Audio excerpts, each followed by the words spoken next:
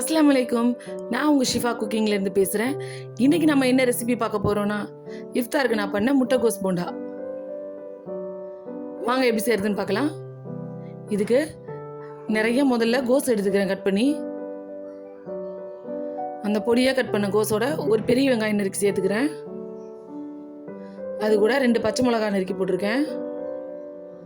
ஒரு 2 கொத்து கருவேப்பிலையை பொடியாக கட் பண்ணி அது கூட போட்டிருக்கேன்.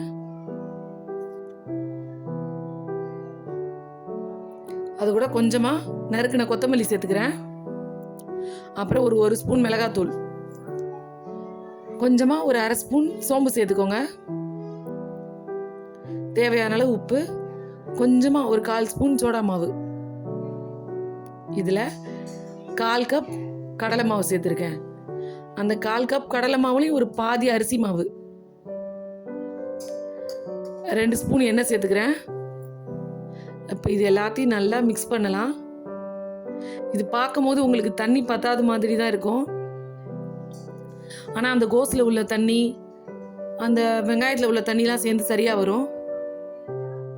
நான் சும்மா ஒரு லேசாக தண்ணி தெளிச்சுக்கிறேன். உங்களுக்கு தண்ணி தேவைப்பட்டால் கூட இந்த மாதிரி லேசாக தெளிச்சுக்கோங்க, தவிர ஊற்றி பிசையக்கூடாது. பார்த்தீங்களா, இந்த மாதிரி பொலு பொலுன்னு இருக்கணும். பிடிச்சா பிடிக்க வரணும். மற்றபடி போண்டா மாவு மாதிரி பிசு பிசுன்னு ஆயிடக்கூடாது. பார்த்தீங்களா, உதிரியா இருக்கணும், பிடிச்சா பிடிக்க வரணும். இதுதான் பதம்.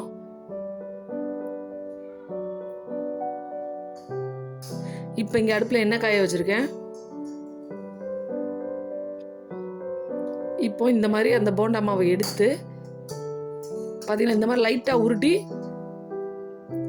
அப்படியே எண்ணெயில் போட்டுடணும்.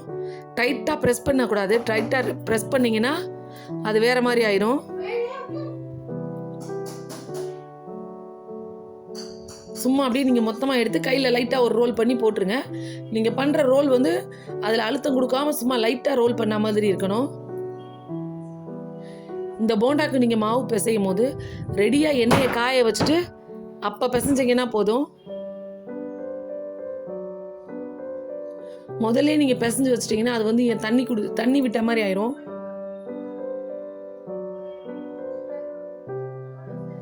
தேவையான இன்க்ரீடியன்ஸ்லாம் கட் பண்ணி வச்சுருங்க. நீங்கள் எண்ணெயை காய வச்சுட்டு லாஸ்ட்டாக மிக்ஸ் பண்ணி அதில் போட்டு விடுங்க. பார்த்தீங்களா, அவ்வளோ சூப்பராக கிறிஸ்பியாக வெந்து வந்துருச்சு. இது வந்து சாப்பிடும் போது அப்படியே நீங்கள் டீ கடையில் சாப்பிட்ற போண்டா மாதிரியே இருக்கும்.